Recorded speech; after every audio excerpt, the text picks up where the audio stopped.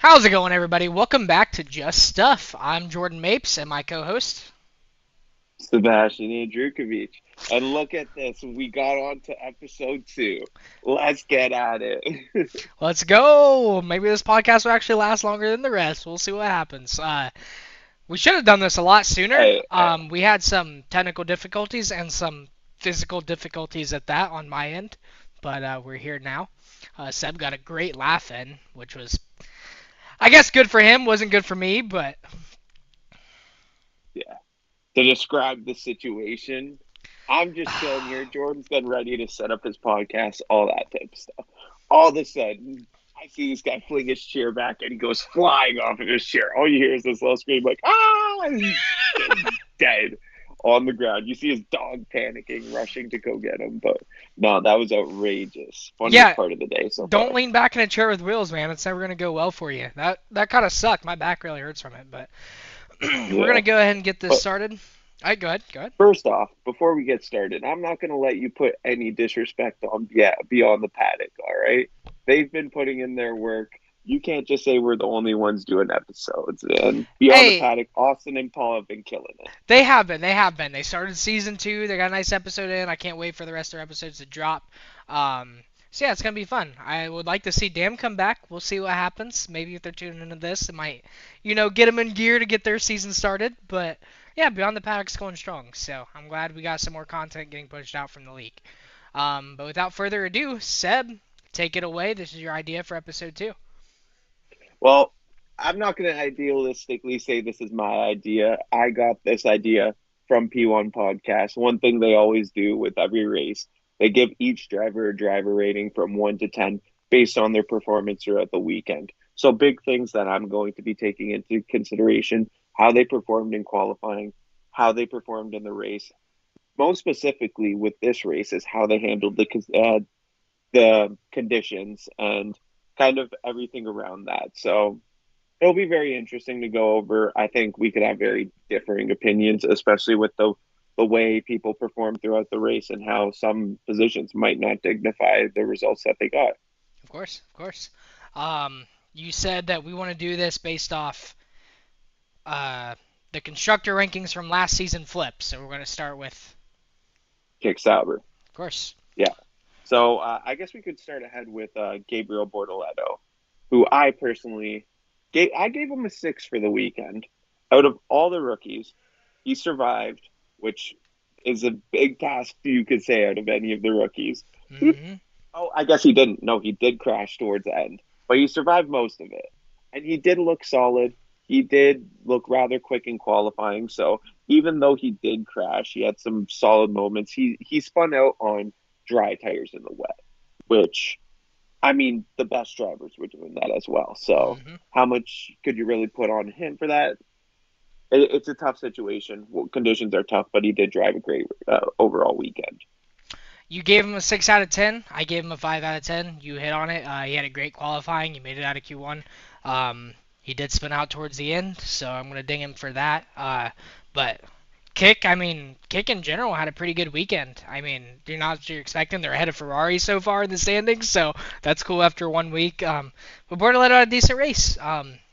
I didn't really want to go any higher. I mean, he did spin out on dry tires on the wet, and he's in a kick Sauber. Like, we know all of this, but I did put him Yeah, at a 5 out of 10. But yeah, we'll move right on to Nico Hulkenberg. yeah, I a driver. Sorry, No, good, good. I'll just continue. A driver who and his teammate over the weekend, even though he got out qualified, to outscore the entirety of your last season's team. Kick having only what was it, 2 points last season to now jump up to how many points? It was 8 points you got, right, or 6 points? 6 points because Ferrari had Yeah, 5. six. Yeah, 6 points. P7 finish. Outstanding result. Even if strategy was a big part of it, you give him that result. I'm giving him a P9. I mean, a 9 out of 10. I also have Nico Hulkenberg as a 9 out of 10. He kept it clean. He kept it consistent all race. He stayed on track when a lot of other people couldn't. And he got to kick Sauber into a good point standing. Like you said, more points than they scored all of last season. So obviously Kick is already benefiting from this roster this season compared to last season. So I was very impressed with Hulkenberg. I was very impressed with Kick in general. Not what I expected. We kind of both expected in our preseason rankings for the Kick to just be absolute dog water this season. We didn't expect any kind of pace out of them. So to see them get a P7 and beat both Ferraris, I mean, you got to hand it off to Kick, and especially Nico Hulkenberg, man. It was a great race from them. Yeah, absolutely. So next, we're going into Williams, and I'm gonna let you start off if you want to go on about Carlos Sainz and what you think about his rating. So, obviously, there's a lot of expectations for Carlos Sainz. Uh, Unfortunately, he got out-qualified by his teammate, and that's not what we expected. We didn't expect Albon to keep the same pace as Carlos Sainz. A lot of expectations for Carlos and for Williams. I have him as a 2 out of 10. He got out-qualified. He didn't last very long in the race at all. It was a disappointing debut for him and Williams, and I mean, I can't rate him any higher than that. I mean, he qualified P10, so that's why he's getting 2 out of 10, but outside of that, I mean, wasn't impressed. Yeah, for the very same reasons. I don't really need to add much to it. He still made it to Q3. Reason why he's not a 1 out of 10. He did have a decent qualifying performance, even though Albon did out qualify him. So I also went with the 2 out of 10 because he didn't finish a racing lap. And you're a veteran driver. We've seen recently Carlos Sainz isn't that great in the wet, but there's got to be more from him with the expectations that were put upon him. And I hold him to a higher regard than I'm going to hold some other drivers. Oh, of course, of course. And speaking of other drivers, his teammate, Alex Albon. I mean, we didn't expect a lot. You know, I expect the Williams to still struggle at the beginning of the season. Obviously, they have pace. They both went to Q3. Albon out-qualified Sainz. He scored points. He had a phenomenal drive. I'm going to give Albon a 9 out of 10. I did not expect this at all. I did not expect him to make it to Q3. I did not expect him to score that high into points as he did. Phenomenal race by Albon. Very close. I mean, probably could have given him more than a 9 out of 10, honestly. I mean, no dings on his end. It was just a great race. Yeah, for sure. I mean, again, similar reasons. One thing we didn't even talk about yet is the fact that this guy defended a Ferrari for almost the entirety of the race. Hamilton could not get past this guy. And I mean, Absolutely. outstanding to finish P4 in Williams after it took him 6 races last season to even get Well, points. whoa, whoa, Again, P5, P5. no, Antonelli got a penalty. They revoked the penalty. They did. Okay. Yeah. That changes things. So that is a news update to me. I did not actually know about the revocation of the penalty. When did that get released? It was only a day or two after the race. Okay. Yeah. Well, P5 still outstanding performance. Yeah. So next up we have the V curbs, and I'll start us off with Isaac Hadjar. Personally, oh, by the way, Albon 9 out of 10. Don't know if I said that, but for Isaac Hadjar, again, he actually looked pretty solid over the weekend. A rookie, he did look pretty decent in qualifying. Even the practice sessions, it is significant to note how quick he was over practice. Again, holding the rookies to a different regard. I do think the qualifying definitely puts him a little higher, even though he did get out qualified by his teammate. But crashing on the formation lap isn't great, but I still gave him a 3 out of 10. I did not. I, Regardless of what he did in practice, regardless of what he did in qualifying, he didn't make it to the race. And I can't rate him any more than 1 out of 10 out of that. Obviously, I know we've talked about Isaac Hadjar and how we feel about him. We have a little differentiating opinions. I expect him to be fine from here on out. But yeah, I mean, if you can't even make it back to the starting grid to start the race, I mean, I can't rate you any more than a 1 out of 10, regardless of what you did up until the weekend, because, I mean, at the end of the day, all that didn't matter. Like, you didn't even start the race. You finished P20. Like, I can't rate him any more than 1 out of 10. But how many drivers started the race? We missed a couple drivers to start off. Yeah, but they at least made it to the grid and then ate it. Like they saw the lights, okay? Isaac Hadjar did not see the lights. I can't rate you more than 1 out of 10 if you can't even make it to the lights. Fair enough. Fair enough. All right. So what do you have for Yuki Tsunoda then? His teammate. Yuki Tsunoda. Whoa, what happened to my list? Oh, there it goes. Um, I gave Yuki a 5 out of 10. It wasn't anything fancy. We expected. Well, I expected the V Carbs to have some pace. I know you didn't expect anything coming out of V Carb to start the season. Um, but obviously he fell a lot. He fell out of the points.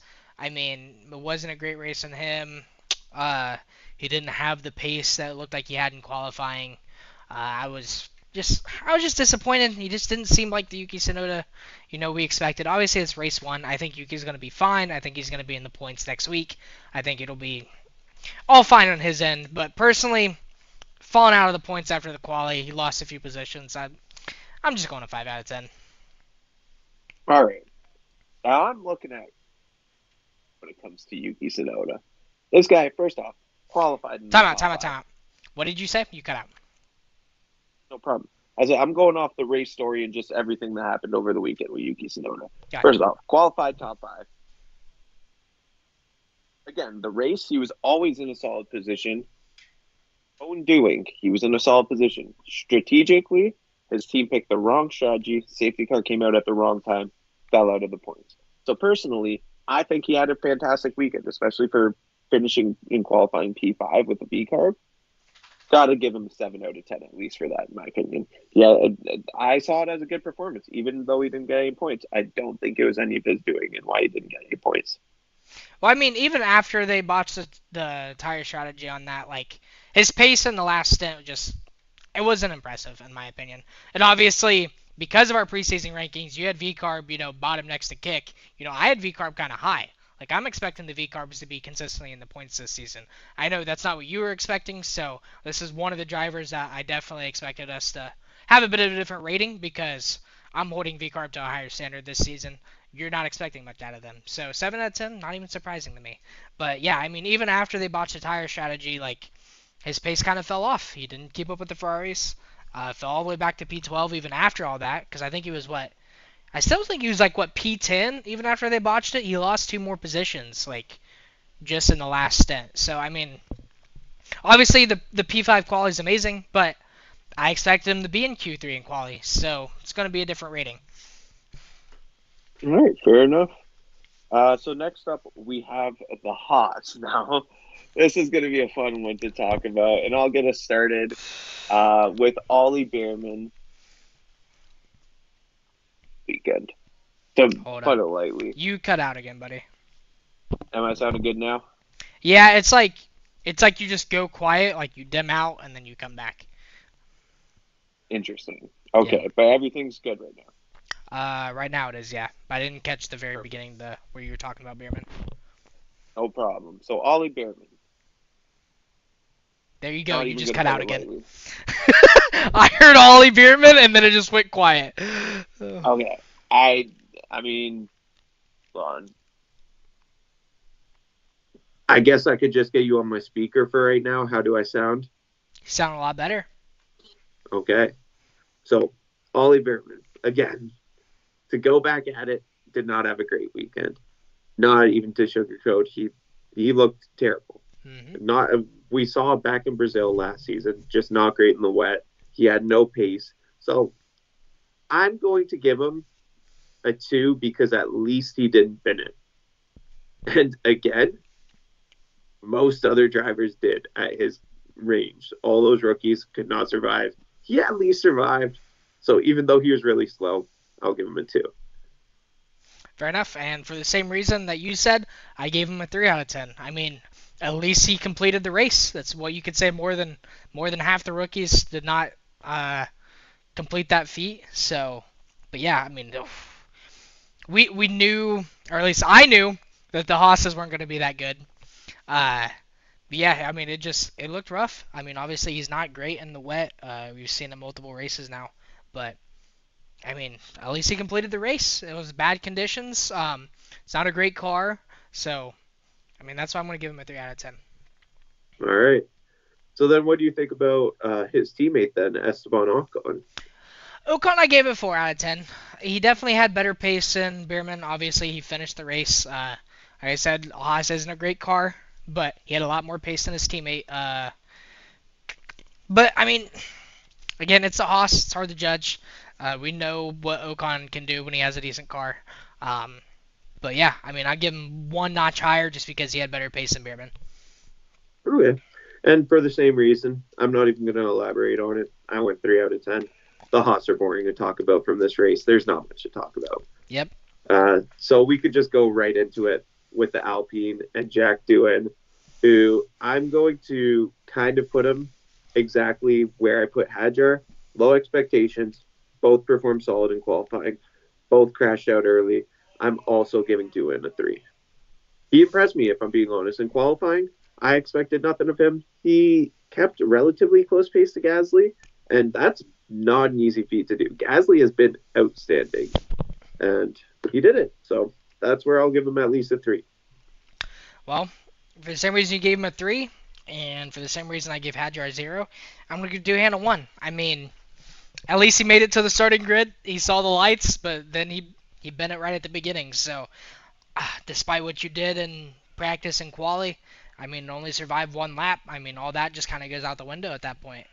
Like I said, I know it's bad conditions. I know there's a lot of drivers that crashed out. He lasted just before Sainz crashed out too. But I mean, one lap, 1 point for me. All right.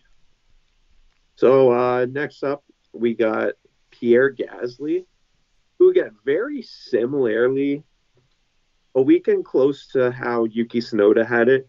Didn't really qualify as high, but he was kind of like moving his way through the grid, especially when there was kind of those mixed conditions going on. It did look like Pierre Gasly was going to be in a solid position. He was kind of in that battle around the point where, wow, you thought Pierre Gasly might even sneak his way into a podium possibly. Um, Fell out of the points. Again, I don't really think it's much to his doing, but more the team's call. And for that sake, I gave him a 6 out of 10. Still a solid performance, but nothing too crazy to gloat about. It was above average in my opinion for Gasly. Okay, I can see that. I gave him a 5 out of 10. I thought it was a pretty average performance. He had some pace there in the middle. We thought we might see him a lot higher in the points. Obviously, that didn't happen. Mixed the tire strategy, some other things. Yeah, I mean, I kind of expected a little bit better out of Alpine. Obviously, no points kind of sucks. But, I mean, it wasn't a bad race by Gasly. Did better than his teammate, of course.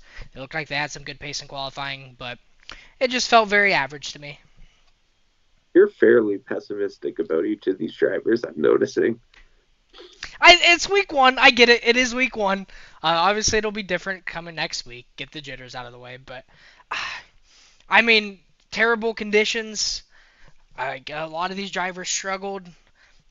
There's only a handful of drivers that really, kept it in, had good pace. I don't know. I don't know. All right, fair enough.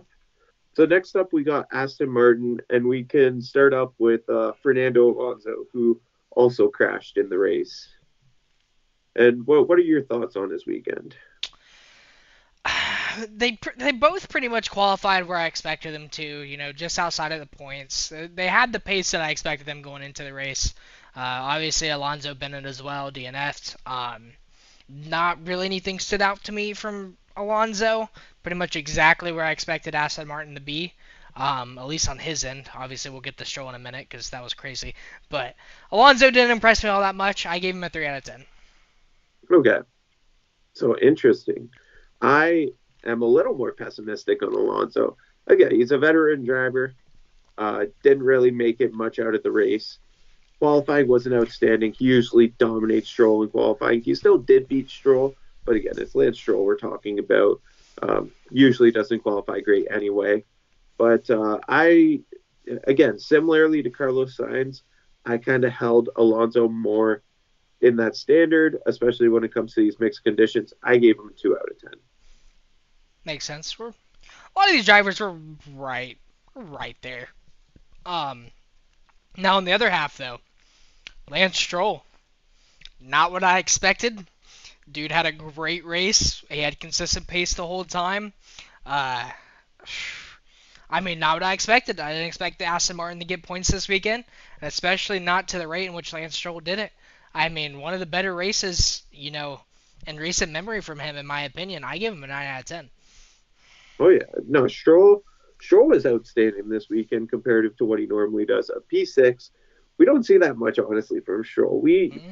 It was a little more seen maybe earlier in last season or maybe earlier in his career, but towards the end of last season, he was horrible. I mean, everybody remembers when he beached it in Brazil, Yep. but I mean, similar reasons he went above expectations. Again, still strategy played a little bit of a factor. What Yeah. helped him get to P6. But Stroll's also been someone who's known to be pretty solid in the wet. But I gave him a 7 out of 10 for his performance. So Fair enough. I'm a little bit high on Stroll as well, but not as high as you are. But we could go right into the Mercedes, who I think had a very interesting weekend. And we could start off with the rookie, Kimi Antonelli. And Kimi Antonelli. Go ahead. yeah, I'm going to say, regardless of qualifying, outstanding weekend from Kimi Antonelli. That race, I guess now learning that he finished in P4, that's nuts from where he started from. Got a few overtakes, especially the one on Albon, which I guess was the one that got him into P4. Ridiculous. And for that reason, I'm going 8 out of 10. Incredible rookie debut, in my opinion. Okay. Well, you asked me before we started this podcast if I had any decimals in my rankings, and I told you I had exactly one. And Kimi Antonelli was the one. Fantastic race. He moved up the grid from where he started. I mean, it's phenomenal, especially for a rookie to come in and do that, and especially with, what we expected to be, the second or third best car. It's fantastic. The only ding I give him is his qualifying. But I mean, the race was phenomenal. There's nothing that you can say bad about his race at all, and that's why I gave him a 9.5 out of 10. Yeah. There was that moment he spun, though. So He still finished P4 from P18, man. I won't even ding him for that. I won't even ding him for that. He kept it. Yeah, for sure. And again, talking about other drivers that eventually are coming up who did make errors in the Grand Prix, of course, those are going to play into factor in how we predict them as well. But we'll wait till we get there. Right now, we got to talk about his teammate, George Russell. I thought he was outstanding. Again, George Russell coming off of a hot end of the season last season to start off the season strong. He had a very boring race, like just consistently right behind Verstappen, Norris, and Piastri, just staying in fourth place most of the race, just chilling. Ended up in P3 after the Piastri situation happened. But again, consistent he was faster than his teammate in qualifying by a significant margin. So for that, I'm going 9 out of 10. Russell, that's the word I would use. Consistent, man. I mean, you didn't see much of him during the race. He kept a clean race. It was steady the whole way through. Like you said, he stayed back in P4 for a while. Got a podium because of the Piastri debacle. Yeah, I also have him as a 9 out of 10, man. I mean, there's nothing you could take away from the Mercedes. Mercedes had a fantastic weekend. So it's always funny that George Russell just kind of finds his way on the podium in the most bizarre ways. Absolutely. It's amazing what happens when you just keep it on track and run your race, dude. It brings me back to Baku. Brings you back to Baku.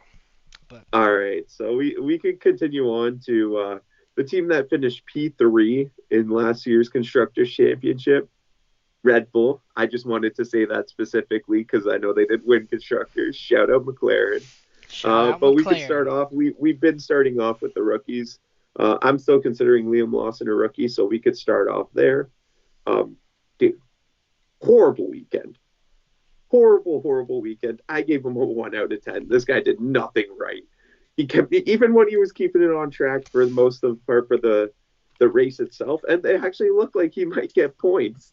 He did the same thing Bortoleto did, but I hold him to a much lower regard because this guy's on a Red Bull. And again, his qualifying to qualify where he qualified. Like, how bad is that car really?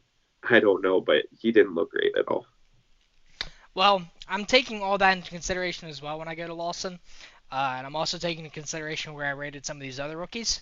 Like I said, I gave Hadjar 0 because he didn't make it to the race. I gave Doohan a 1 out of 10 because he only made it one lap.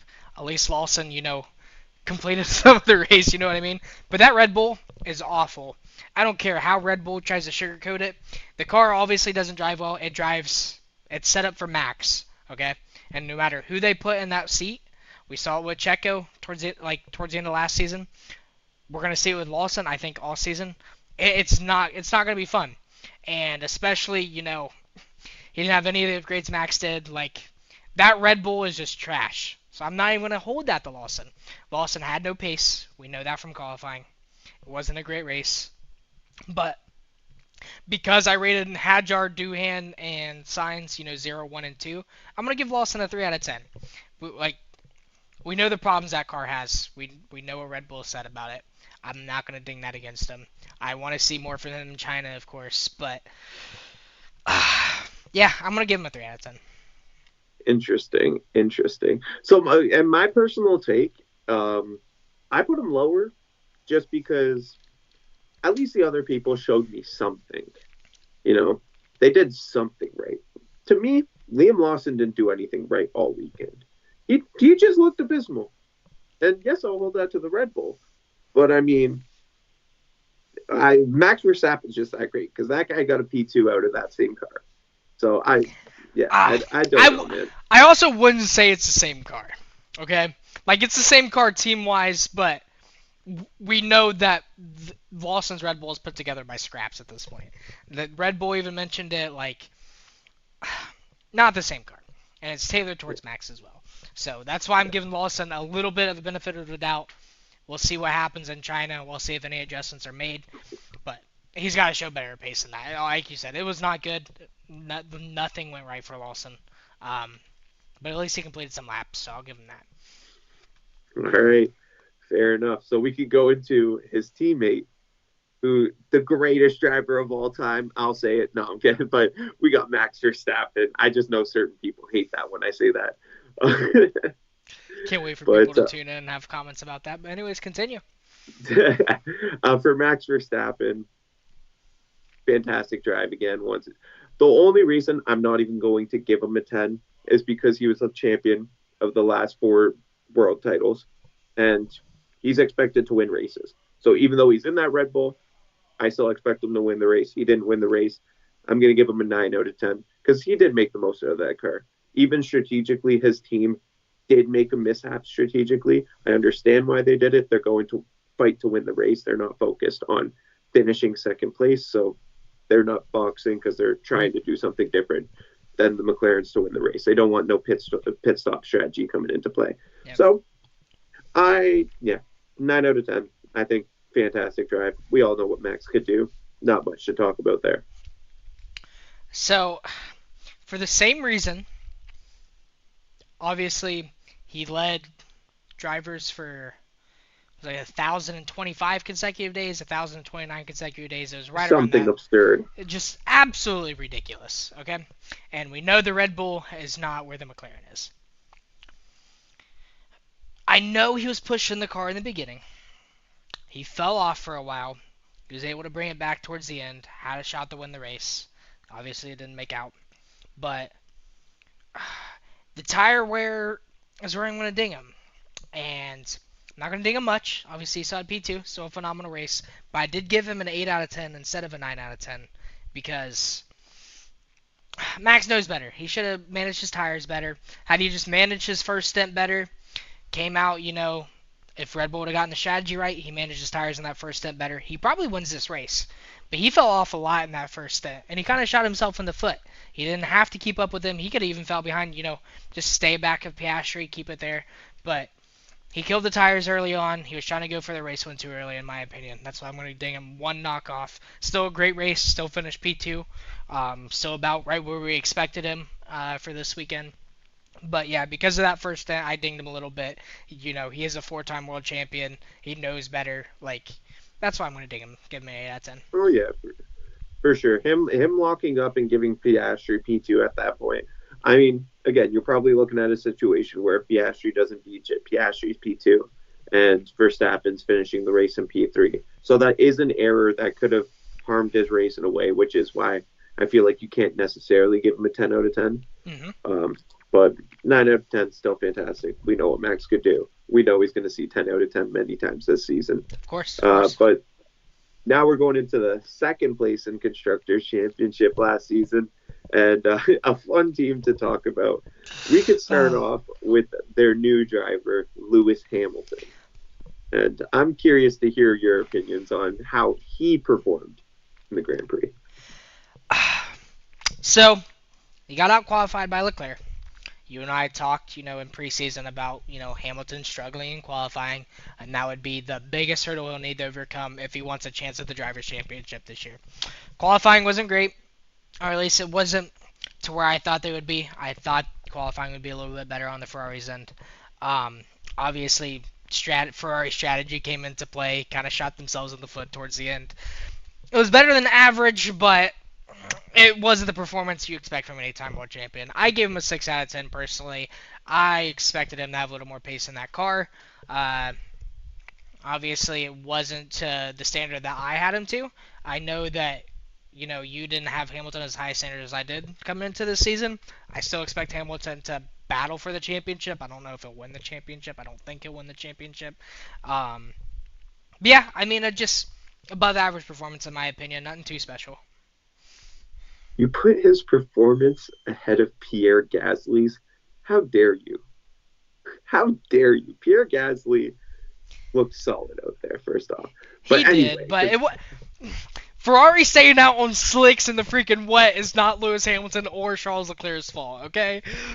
Yeah, well, Lewis Hamilton also got overtaken on the last lap by Oscar Piastri in what will probably It's a McLaren, bro! It's a McLaren! I don't care. That thing is a rocket ship, and you cannot convince me otherwise.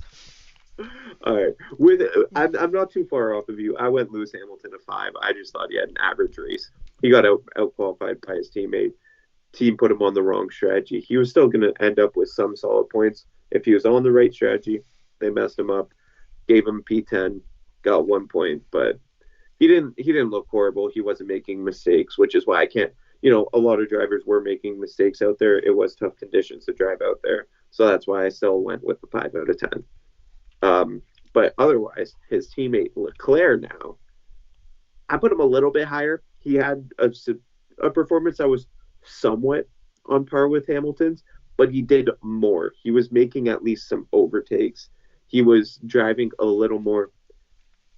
I guess they were both driving relatively consistent, but it's the overtakes at least, and he was actually gaining some positions, and he didn't get overtaken on the last lap as well, which is why I'll give him at least a 7 out of 10. Okay. For the same reason you said, I thought their performance was pretty similar.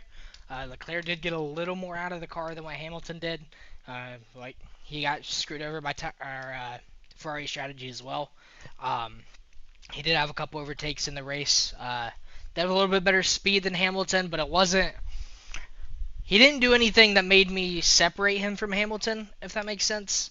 I get what you mean. And because they both had an above average performance for me. But I gave him a 6 out of 10 as well. Gave him right there with Hamilton. Yeah, I mean, he had a couple good overtakes, but outside of that, Ferrari didn't impress me that much this week. Right, for sure. And lastly, we got one team left, and that is last season's Constructors' Champion, McLaren. And we could start off with an interesting one I think we're going to talk about, Oscar Piastri, who beached it in the midst of those wet conditions. But I'm curious to see what your opinion is and how that affected your rating of him. So, he had pace. He was with Norris for a while. It wasn't as good as I expected him to be. And obviously him beaching it hurts it. But his ability to get out of there, not cause a safety car, not hurt his teammates' race, drive it back into the points, like you said, passing Hamilton on the last lap, all of those, kind of saved his race. I give him a 7 out of 10. He still had good, consistent pace all weekend. He was good in quali. He was good for the first half of the race. He was able to save the race, save his teammates' win. So that's why I put him at a 7 out of 10. Yeah, for sure. I mean, and fastest driver on the track until team orders came into play. And you know for sure those team orders threw off his rhythm. They told him he can't battle Norris. It threw him off his flow. And And you kind of saw that in his driving. He started driving sloppy, he started losing his pace, fell 3 seconds behind, but then did make that mistake. Only thing he could have done better is crash into Verstappen and help McLaren's chances at a driver championship. But for similar reasons, it is the drive and the dedication to actually get out of being beached. And dude, in a championship like this, 2 points can mean everything. And the fact he was Absolutely. actually able to make it out, able to make an overtake at the end of the race to be able to secure ninth place, I'm going to give him a 6 out of 10 because he still did make that error that beached it, which does take a lot out of it. And he still drove wide in the gravel when he was in a position where he could have eventually overtaken for the lead. Could have been a little better. His mistakes were very reasonable mistakes. His own teammate made the exact same mistake as him, and he was just following his racing line. So I'm not going to put too much on him for that. Um, yeah, and you mentioned the team orders. I think the team orders are fine. I mean, they're getting to the point of back markers. It's mixed conditions. Like, you don't want your drivers battling in that circumstance. You're already 1 and 2. Get through the back markers, go back to battling, and we see this. This is why I don't like. I consider Piastri to be not on par with Norris yet. As a lot of times when these things happen, Piastri does make these little mistakes that cost him. We've seen it. When the team orders happened last season, he had a chance to win the race. They were going to give it to him. He beached it in the sand, and he almost didn't get that race win because Norris didn't want to give it to him. And it's those little things like this that, Piastri has to avoid making for me to consider him to be in this driver's championship as well. And that's, I also took that in consideration because it was just another mistake. Had he just avoided that mistake, he would have had a chance to battle for this race win, but it didn't happen. So that's why I have him as a 7 out of 10. Yeah, for sure. And I just want to add, I don't think McLaren did the wrong thing making the team orders, by the way. I do think from a driver's perspective, when you are faster than your teammate, you're clearly catching pace than him. For your team radio to just be like, yeah, don't battle him, even though you're 15 seconds ahead of P3. Like mentally, you're gonna be like, well, what the hell? I'm faster than this guy. Like, and he said it on the radio. I'm faster than him, but okay. Which it is understandable. There's only one dry line, and they're like the conditions weren't dry enough for safe battling, to say the least. So I understand why the team made the decision. But again, from a driver's perspective, that can throw you off your rhythm. Yeah, of course. Yeah. So lastly, we could talk about the person who won the race now. And last season's P2 in the Drivers' Championship, Lando Norris. And what is your opinion on his Grand Prix? I mean, great race. We expected McLaren to have the most pace. They obviously did. I expected Norris to be pole. Norris was pole. Norris didn't bottle the pole right off the beginning like we're so used to him doing. He kept it consistent. He had that one little mistake where he went wide. But, I mean, outside of that, we're not focused. Outside of that, I mean, you can't really ding him for a whole lot. He stayed in pole, got the race win. Obviously, Verstappen had a chance to get him at the end, but Norris had the pace. He kept the pace. We've seen him, pick up his pace when he needed to throughout the race. So yeah, I'm gonna give him a 9 out of 10. Pretty much all those top drivers, had good, clean races. Yeah. Well, Antonelli, your highest rated player we're seeing. So respectable. Lando Norris, pole position, led almost every single lap. Of course, pit strategy. He didn't lead, obviously, because his team pit earlier than other teams, but overall consistent. Only made that one tiny little error where he drove off track, but then again, Piastri did as well. They're on dry tires in one of the hardest corners on the track, Hmm. and I could understand why the situation happened. Again, won the race, defended off Max Verstappen under a lot of pressure, and overall just showed a lot of composure that he didn't show early in his career. You could tell now that he is comfortable winning races. He's done it multiple times last season, and it's something that doesn't seem to stress him out as much. We'll see how it goes later on in the championship. But for that reason, I actually went a 10 out of 10 with Lando Norris because Really? I think he did the best he can do under these conditions. Of course, his only error was the slightly going off the track in that one situation. But then again, he saved it in a situation where his teammate didn't. He kept the traction after going off track, didn't lose too much off of it, held his position over Verstappen, And again, he closed the door on turn one and didn't allow anyone to even have a lurk for that P1 position. So That makes I got sense. to give him a 10 out of 10. The only reason I didn't give him a 10 out of 10 is because he did lose pace at the end. Verstappen found a way to come back into it, and we know the McLaren is the fastest car on the track right now. And so to see Verstappen find a way to make it in, of course it's Max Verstappen. Of course he was going to be there at the end. He wasn't going to give it up that easily. That's the only reason I gave him a 10 out of 10. Had he just stayed out of Verstappen's DRS the whole time, had he just been the solidified number one position the entire race, I'd have given this 10 out of 10. But, I mean, I still can't get over Kimi's performance. I mean, just the way he Yeah. battled all the way back up. Like, he had to be my number one driver in that circumstance. Now hold on, because earlier this week when I was talking about Kimi's performance, you're like, oh, he didn't really climb up that many positions himself. All he relied on strategy, and now you're just completely flipping your opinion on him. When did we talk about this? Actually, timeout. We talked Timeout. about it the day after the race. Do not lie about this. I do You did remember us say that. briefly talking about Kimi. I mean, a lot of people did beat you first off, and Piastri went off. That's how we got a P4. But for a rookie to come in and do what he did, like, the more I thought about it, it just seemed like the best performance on track. He wasn't in a McLaren, so I don't know. No, hey man, I get it. But again, the only thing I held against him was his qualifying performance, which is why I dropped him. Mhm. That is something that matters with me when I'm course. looking at the overall weekend rating. So, but I understand it. I think he was the driver of the day, reasonably so. But then again, qualifying's the second day. Of course. Yeah. But all right, we got one more thing to talk about, and it's what do we think the China podium is? Ooh. Now this one, I think it's going to be pretty basic this time around. I think these three drivers were significantly just faster than everyone, and I think we'll keep it up at that. I'm going with Verstappen P3, Piastri P2, and Lando P1. So mine is actually going to be really surprising for you, I think. Okay. I've got Leclerc P3. I have Norris P2, and I have Piastri P1. Oh wow! Yeah, No Piastri. I think hater. Piastri has a lot to prove. I'm not a Piastri hater, but I don't hold him to the same standard as Norris yet. But I think Piastri has a lot to prove. I think he showed a lot of promise at the end of last race.